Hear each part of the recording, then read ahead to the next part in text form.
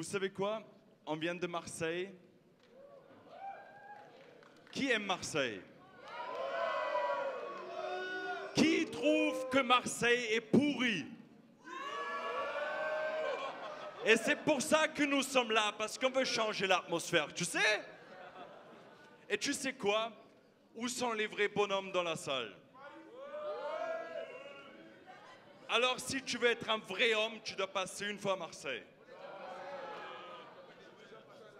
Non, les gars, on a un stand à côté dans le bar, là derrière. Il y a marqué en gros Marseille. Et si tu veux des informations, des CD ou quoi, on a aussi une école biblique qui dure 9 mois. On a des camps d'évangélisation durant l'été. On a des différentes missions qu'on organise où il y a des églises, des groupes de jeunes, des groupes de différentes églises à travers l'Europe qui viennent chez nous et passer une semaine tout simplement partager l'évangile parce qu'on a à cœur que Marseille soit transformée et soit connue comme une ville, pas pour ses drogues, pas pour ses règlements de compte, mais pour une guerre spirituelle que Jésus règne et dans cette cité sombre de la France, que la gloire de Dieu soit manifestée. Et c'est pour ça qu'on a besoin de toi aussi. Donc si tu veux venir, tu es le bienvenu chez nous chaque fois. Pour répondre à une autre question qu'on m'a demandé aujourd'hui, on m'a demandé si je suis juste le pasteur de jeunesse chez nous à l'église parce que j'ai l'air très jeune et décontracté. Non. On a un pasteur de jeunesse, mais moi je suis juste pasteur normal, tu vois.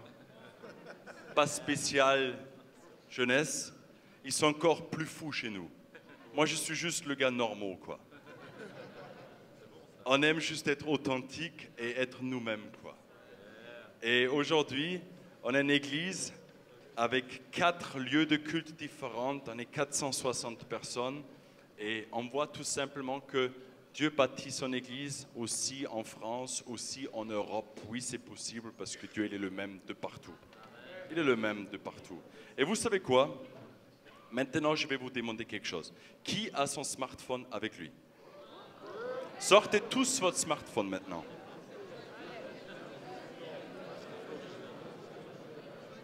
Pourquoi vous faites du bruit quand vous sortez un téléphone?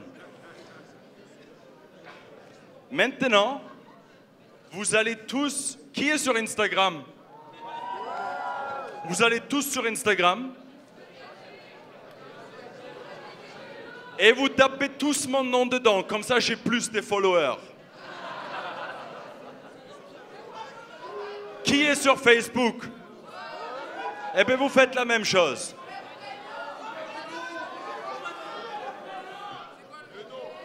Vous savez pas comment je m'appelle?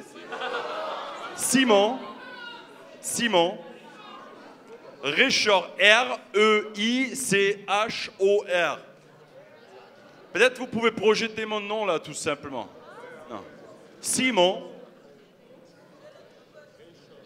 Reichor. Je regarde s'il y a quelque chose qui se passe. Ou si vous faites juste semblant.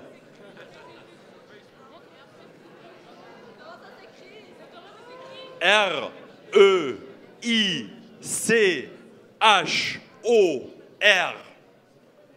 Ah ouais? J'ai des amis. 19 demandes. Ça marche. Je dois venir plus souvent sur des commentaires. Non! Non, non, non, non, non, non, non, non. Ouais! Ok, maintenant vous pouvez mettre vos téléphones à côté. Comme ça, ce soir, je me sens bien, tu vois, quand je peux confirmer une amitié. Vous savez quoi? Regardez-moi juste une seconde, s'il vous plaît. Ne regardez pas les photos qui sont là-dessus. Vous remarquez comme c'est vite fait qu'on était concentré de l'essentiel, on fait n'importe quoi. Regarde, vous m'écoutez même plus.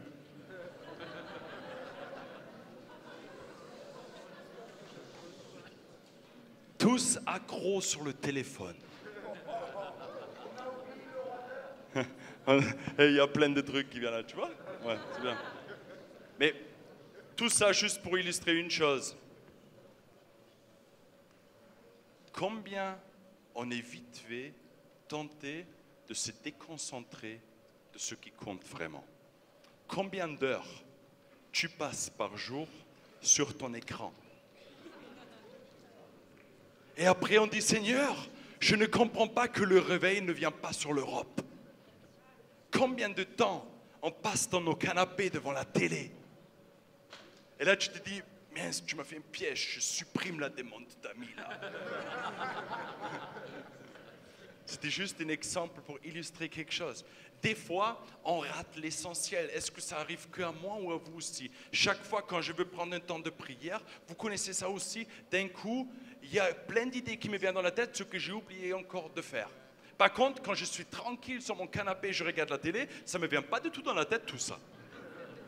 C'est juste quand je lis la Bible, c'est juste quand je veux prier. Chaque fois quand je prépare une prédication, je pense à tout ce que je dois encore faire pour l'Église ou pour d'autres choses, mais je ne peux pas me concentrer sur ce que je veux partager, ce qui est dans mon cœur.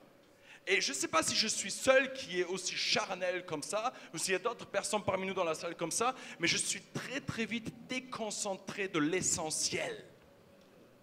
Et je crois qu'on est tous une génération comme ça, on ne supporte plus de se concentrer plus que 10 minutes parce qu'après il faut une pub, quoi, voilà. Et à l'école, il faudrait faire des cours de 10 minutes avec une petite pub, une boisson qui passe, et après on continue. N'est-ce pas, tous les éducateurs? Oui, oui. On a du mal à rester concentré plus longtemps, à rester fixé vers l'essentiel. Mais vous savez quoi? J'ai remarqué quelque chose, que quand on regarde un match de foot, on est quand même concentré vers l'essentiel, n'est-ce pas? Il y a un enfant qui peut mourir à côté. Il y a quelqu'un qui peut se noyer à côté. Mais je connais le score. Et je ne sais pas si tu connais ça. Tu as déjà raté le début d'un match de foot. Qui est fan de foot ici? Très bien. Tu as déjà raté le début d'un match? Et genre, tu t'es dépêché, que tu étais même trop vite en voiture juste pour voir le reste du match encore? Vous connaissez ça? Ok, d'accord. Et tu arrives, et quelle est ta première question que tu demandes quand tu allumes la télé, quand il y a des personnes qui sont déjà là en train de regarder? C'est quoi le score? Le score, donne-moi-le! Et vous savez quoi? J'ai jamais vu quelqu'un qui me dit, alors, combien de cartons jaunes on a eu là? Ça intéresse personne. C'est à la fin, c'est les détails. Alors, qui a eu plus de pourcentage de possession des ballons? Parce que c'est assez important là. Ou est-ce que c'était joué plutôt offensif, plutôt défensif? Où on était vraiment? On s'en fout en fait. La seule chose qui compte, c'est qui gagne à la fin. Ça veut dire dans le foot, c'est clairement défini quel est le but d'un match.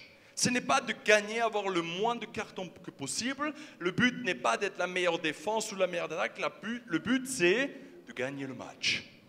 Et il y a des équipes qui jouent un ballon extraordinaire, très spectaculaire, comme l'Olympique de Marseille, par exemple. Et il y a d'autres équipes, comme le PSG, qui ont vendu leur âme, tout simplement.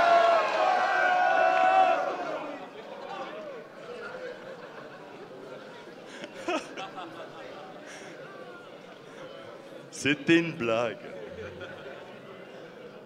Il y a des équipes qui sont connues pour être spectaculaires et d'autres moins spectaculaires, mais honnêtement, finalement, ce qui compte, c'est celui qui gagne. Et je crois que de temps en temps, dans la vie, on peut rater un peu l'essentiel. Et je ne sais pas comment ça c'est pour vous, mais moi, je me suis converti quand j'avais 16 ans. Je suis parti à l'école biblique, et à l'école biblique, tu as tellement de temps à réfléchir des trucs qui ne sont même pas importants, mais parce que tu as le temps, tu réfléchis à ça aussi, voilà. Et tu réfléchis tellement de trucs, en fait, où tu te dis, oh ouais, ça c'est intéressant aussi, ça c'est intéressant aussi, parce que tu n'as rien d'autre à faire, quoi. Et j'ai découvert quelque chose, dans certaines églises, chez nous aussi de temps en temps, dans des groupes de jeunes, on discute sur tellement de choses, parce qu'on n'est pas concentré sur l'essentiel. Et du coup, les choses non essentielles deviennent des grands sujets de départ. Est-ce qu'il faudrait faire les annonces plutôt au début et à la fin? Et on passe 3 heures se discuter sur ça, mais finalement, on s'en fout. Est-ce qu'il faudrait plutôt faire ça? Est-ce qu'on prend le tapis rouge ou le tapis vert? Peu importe, il faut qu'on peut s'asseoir dessus, quoi, voilà. Et on se casse la tête sur certains trucs où on se dit, est-ce que ça vaut le coup de dépenser notre énergie là-dedans?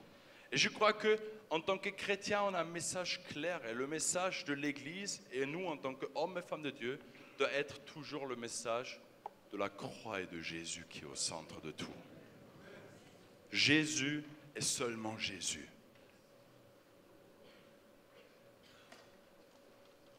Il y a 2 ans, tu peux enlever mon nom en fait, je crois qu'ils ont compris, sinon ils vont tenter d'être déconcentrés là maintenant. Il y a 2 ans, j'ai joué foot avec la famille en vacances. Et vous savez quoi? Avant, quand j'étais jeune, j'étais un vrai. Non, j'ai bien joué quoi, voilà. Ouais. Pour le niveau autrichien, donc du coup, ça veut rien dire. Voilà. Et il y a 2 ans, on a joué foot, et tu connais ça, peut-être c'est arrivé à quelqu'un ici, là, maintenant. Quand le ballon, il arrive de derrière, et tu cours, et tu veux le stopper avec le pied. Tu vois, le ballon, il arrive là, et tu veux juste le stopper là, comme ça. Et le problème, c'est quand tu veux le stopper comme ça, et tu glisses. Il y a des hommes d'expérience déjà. Ça veut dire, ce qui se passe, c'est que tu tombes sur le dos et quand des fois tu tombes tellement mal, moi j'arrivais plus de respirer. Tu connais ça, tu tombes sur le dos, ça te coupe là, tout là. Et moi je suis tombé comme ça. Et j'étais par terre, tombé comme ça, et tout le monde a rigolé. Sauf qu'après, ils ont vu que j'étais là. Et là, vous savez quoi? Il y a Ben là qui était avec moi. Il est venu. Il a vu que je n'arrivais pas à respirer. Oh, le gars, il m'a mis sa main dans la bouche. Il croyait que j'ai avalé ma langue ou quoi. Il est venu, il m'a mis la main dans la bouche, il m'a sorti, il m'a mis à côté. Je pensais, oh, tu vas faire une bouche à bouche tout de suite là. Oh. Voilà. Mais il a réagi d'une manière, wow! Parce qu'il craignait que j'ai vraiment quelque chose de grave là maintenant. Et je ne sais pas si tu connais ça, quand tu es dans une situation d'urgence, où il faut agir immédiatement, d'un coup il y a quelque chose qui se débloque en nous, où c'est pas grave de passer par des barrières ou de faire quelque chose, on y va parce que c'est urgent. Parce qu'on ne veut pas rater l'essentiel de sauver une vie là maintenant. Et de temps en temps, les médecins, vous pouvez confirmer, quand on fait par exemple une réanimation cardiaque, on brise des fois les côtes. Mais c'est mieux d'avoir brisé une côte, mais de vivre, que de faire juste, attends, je ne vais pas te faire mal parce que ça pourrait te faire mal. Il faut rebooster le cœur, quoi. Et de temps en temps, il faut bousculer un peu pour ramener la vie. Et dans la vie spirituelle, je crois, c'est des fois exactement la même chose. Je crois que de temps en temps, on a notre loisir qui s'appelle Jésus. On a notre loisir qui s'appelle l'Église. On a notre loisir qui s'appelle la vie chrétienne. Et on a tout. On a notre école, on a notre boulot, on a nos amis, on a notre sport, on a notre famille et on a un peu l'Église à côté. Et voilà quoi. Mais la raison principale, la mission, ce qui était lu là juste dans la Bible, dans les versets avant, la mission de Jésus était de porter sa croix. Et j'aimerais te demander une chose, quelle est ta mission? Pourquoi tu vis? On a fait un appel, Paul, la première soirée, sur un engagement avec Jésus. Je fais une deuxième chose le matin, après hier matin, sur l'engagement. Gédéon, Dieu croit en toi. Hier soir, des baptêmes du Saint-Esprit, des décisions, des chaînes tombées. Et vous savez quoi, quand on vit ça, la seule chose qu'on désire, c'est de rester ensemble, n'est-ce pas? Vous voulez rester ici? Ouais. Il faudrait un autre chauffage, mais sinon je resterai aussi. Mais moi, je trouve que ça fait du bien de vivre des bons moments dans la présence de Dieu. C'est agréable. Et vous savez quoi? Dans le Nouveau Testament, ils ont vécu des choses extraordinaires. Et vous savez quoi? Il ne voulait plus partir de Jérusalem. La présence de Dieu était là. Tout le monde était gentil. Des personnes ont trouvé la foi. Mais Jésus a dit, vous serez mes témoins à Jérusalem, en Judée, en Samarie, jusqu'aux extrémités de la terre. Mais Seigneur, on ne veut pas partir. Ici, on est bien. Et il fallait qu'une persécution vienne à Jérusalem pour que les disciples commencent. Et les chrétiens, les croyants, de partir sur toute la planète pour répandre l'évangile. Et tu sais quoi? Je ne veux pas casser le moral ou l'atmosphère maintenant, mais c'est tellement important qu'on rentre à la maison demain. Et c'est tellement important que là où nous sommes, on fait une différence et on amène Jésus. Et on n'amène pas juste des principes bibliques, des idées chrétiennes, des bonnes valeurs. On veut amener Jésus dans la vie des personnes. Parce que c'est Jésus qui fait toute la différence. Et moi, j'ai une histoire dans la Bible. Si vous avez votre Bible avec vous, vous pouvez l'ouvrir. Ah, il y a moins de personnes qui bougent que quand j'ai demandé le téléphone, hein? J'ai blague, d'accord? Alors, Nouveau Testament, Actes des Apôtres 3, versets 1 à 11. Il y a marqué, il était 3 heures de l'après-midi, l'heure de la prière. Pierre et Jean montaient ensemble au temple. Or, on amenait un homme boiteux de naissance qu'on installait tous les jours à la porte du temple appelé la Belle pour qu'il demande l'aumône à ceux qui entraient dans le temple. Voyant Pierre et Jean sur le point d'y rentrer, cet homme leur demanda l'aumône. Pierre, accompagné de Jean, fixa les yeux sur lui et dit « Regarde-nous !» Il les regarde attentivement, s'attendant à recevoir d'eux quelque chose. Alors Pierre lui dit « Je n'ai ni argent ni or, mais ce que j'ai, je te le donne. Au nom de Jésus-Christ de Nazareth, lève-toi et marche. » Puis il le prit par la main droite et le fit lever. Ses pieds et ses chevilles s'affirment immédiatement. D'un bout, il fut debout et s'est mis à marcher. Il entre avec eux dans le temple, marchant et sautant et adressait des louanges à Dieu. Tout le peuple le vit marcher et louer. Il reconnaissait que c'était bien celui qui était assis à la belle porte du temple et demandait l'aumône et fut rempli d'étonnement et de stupeur à cause de ce qui est arrivé. Amen. Une de ces histoires, comme beaucoup d'autres histoires, dans les Actes des Apôtres, des miracles.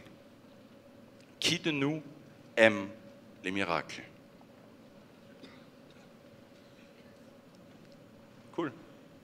Les autres, vous aimez quoi?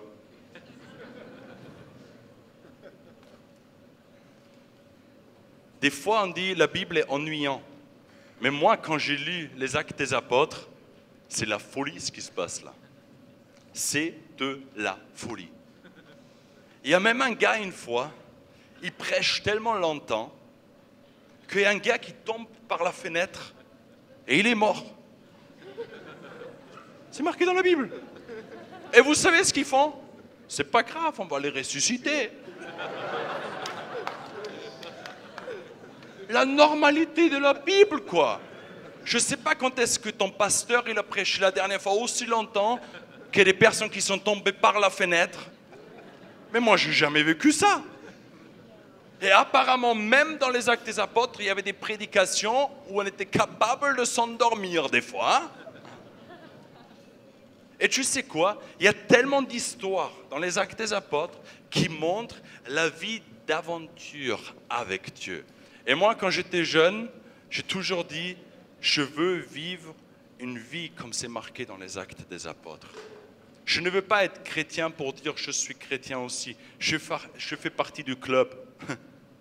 Il n'y a aucun avantage, tu sais. Au contraire, on se moque de toi. Pas tout le monde est toujours d'accord avec toi. Les gens à l'église sont des fois même plus compliqués qu'en dehors de l'église, hein. Pourquoi il y a tout le monde qui dit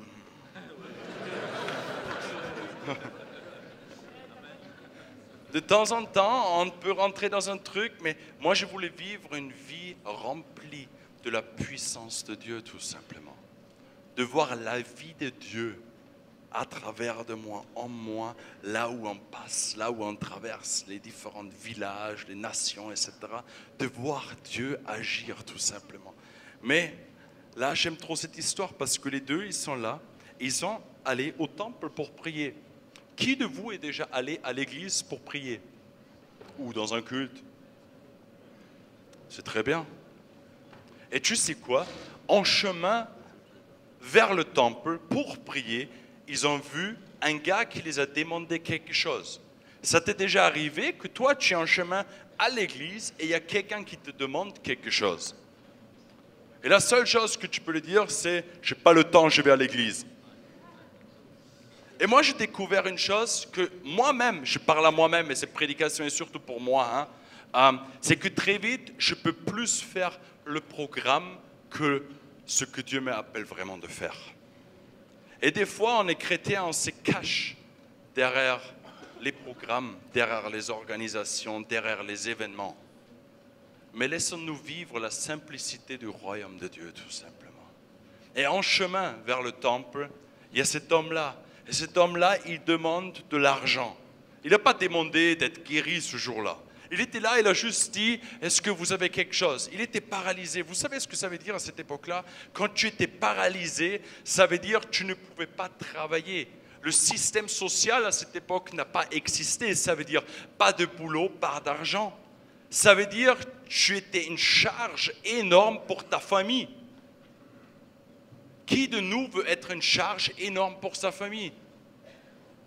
Personne. Et il était là, et sa seule option était de demander de l'argent des chrétiens, des personnes qui vont dans le temple, avec l'espoir qu'ils ont un bon cœur, un cœur généreux. Et là, il est assis tous les jours. Il est marqué, tous les jours, ils l'ont amené devant la porte de l'entrée du temple où il y a la présence de Dieu. Combien de personnes qui étaient remplies de la présence, de la puissance de Dieu, sont passées tous les jours à côté de lui et l'ont jamais vu? Et je me demande des fois combien de personnes dans notre entourage sont à la recherche de la présence de Dieu et nous on passe à côté. Et on ne le voit même plus. Et là, ils étaient là, ces deux, et ils lui demandent quelque chose. Et la première chose qu'on voit là, c'est les deux, ils le regardent. Pierre et Jean le regardent. Et je ne sais pas ce que ça te fait, toi, mais de temps en temps, à Marseille, on a presque à chaque feu rouge des personnes qui te demandent de l'argent. Et j'ai remarqué quelque chose. J'aime bien observer les gens. Vous aimez bien ça? Moi, quand je suis à la gare ou à l'aéroport ou dans une station de tram, moi je suis là et j'observe les gens tout simplement. Ça me fascine comme ils sont tous différents. Et je les analyse tous. Et là, j'étais là et il y avait une dame qui a demandé de l'argent chaque fois. Et je trouvais ça énorme une fois. Il y avait un gars dans sa voiture. Il était là au feu rouge. Et il y a cette femme, elle a tapé à la porte et il n'a pas regardé, il a regardé tout droit. Donc elle commence à taper à la fenêtre, il n'a pas branché. Elle commence à taper à la fenêtre, il ne branche pas. Et il l'ignore complètement. Et vous savez quoi, j'ai découvert une chose. De temps en temps, c'est plus simple de ne pas fixer les problèmes autour de nous, mais de regarder juste tout droit et faisant semblant qu'ils n'existent pas. Parce que quand on voit les problèmes qui sont autour de nous, quand on voit les souffrances autour de nous, d'un coup, ça touche notre conscience. Et peut-être, je me sens mal après, je devrais faire quelque chose. Et je trouve ça tellement énorme que les deux là, ils n'avaient pas peur d'orienter leur regard vers cet homme et de le regarder dans les yeux. De fixer les problèmes. De ne pas avoir peur de dire non, ça n'existe pas. Et de temps en temps, on croit, parce qu'on est des hommes et des femmes de la foi, il faut ignorer des problèmes. Tu sais, ça ne sert à rien. Si tu es malade, tu as le droit de dire en ce moment, je suis malade. Ça ne sert à rien de dire, ouais, je ne suis pas malade dans le nom de Jésus, je ne suis pas malade, je ne suis pas malade. Mais si tu es malade, mais tu crois que Jésus peut te guérir, et peut-être il va te guérir, mais en ce moment-là, tu es quand même malade, quoi. Sinon, on va te prendre pour un schizophrène. Et moi, j'étais à l'école biblique. Et il y avait un gars, il avait une hernie discale là. Et nous, on a porté des gros chauffages. Et on savait qu'il était malade, il a marché comme ça. Et il est venu, il nous a vu porter, il dit « Attendez, je vous aide ». Je dis « Non, non, tu fais rien parce que c'est déjà assez comme ça, d'accord ?» Il dit « Ah non, non, non, moi j'en ai rien, à travers le sang de Jésus, je suis purifié, je suis guéri. » Je dis « Oui, oui, mais pas maintenant. » Il dit « Si, si, si, si, si. » Et il a pris juste ce chauffage, il a levé et il a terminé à l'hôpital.